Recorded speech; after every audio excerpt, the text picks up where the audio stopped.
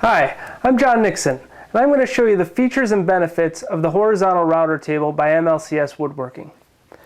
The horizontal router table is a lightweight and portable unit that's sturdy and well constructed. Now, the main advantage of having the router in the horizontal position is that you can route wide stock, flat on the table, and not have to stand it up on its edge and ride it against the fence like a traditional router table. In this video, I'm going to show you how I made raised panels, crown molding, custom molding that can be used for picture frames or trim, and how with just one bit I was able to create the mortise and tenon joint and rabbets for this arts and crafts style mirror. Before we begin, let me show you some of the features of this unit. The most notable difference is that you'll feed the stock from left to right. The reason for that is the bit's below the work surface. Now, that's an added safety benefit as well. The bit's not exposed to you as you're routing. Height adjustments are simple. There's two knobs that lock the router into place. Loosen those knobs, and there's a crank on the unit that moves the router bit up and down. And you can get really accurate height adjustments with this knob because one revolution equals a 64th of an inch. Now, the back of the unit is open, so you can reach your router's power switch and depth adjustment easily. First thing we're going to do is make this molding. To do that, we'll use a bearing guided bit that has the molding profile. We'll cut this molding in 3 passes, raising the bit between each pass.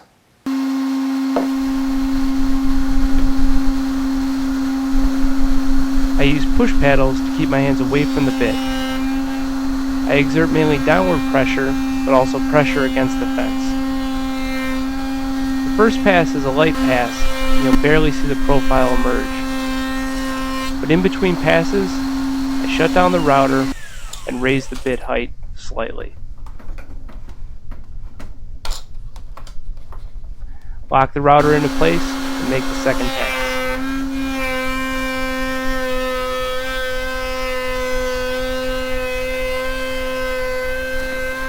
Since this is a bearing guided bit, for the third and final pass, I'll level the bearing even with the tabletop. This will cut the full profile of the bit.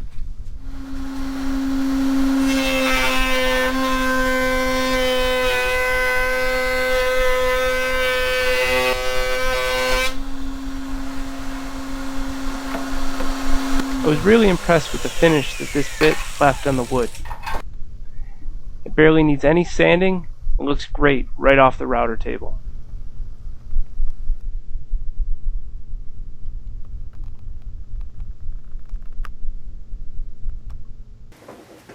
The next operation we're going to do is to make this crown molding. It's similar to the molding that we just made, yet we don't have a bearing guided bit, and the profile on the face of the crown molding is a little shallower. We'll make it in 2 passes, and when the face is cut, then we'll put 2 45-degree angles on the back so that the crown fits against a 90-degree angle. I install the crown molding bit into the router and put the router back into the horizontal router table. For the first pass, I raise the bit so it just protrudes above the table. Again, using downward pressure, I make the first pass. Turn off the router between passes and raise the bit height. This crown molding has a pretty shallow profile, so this second pass will be the final pass.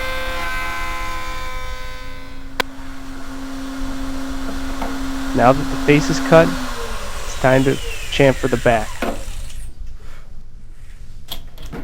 I install a 45-degree chamfer bit into the router, and I'll chamfer both edges of the back side of the crown molding.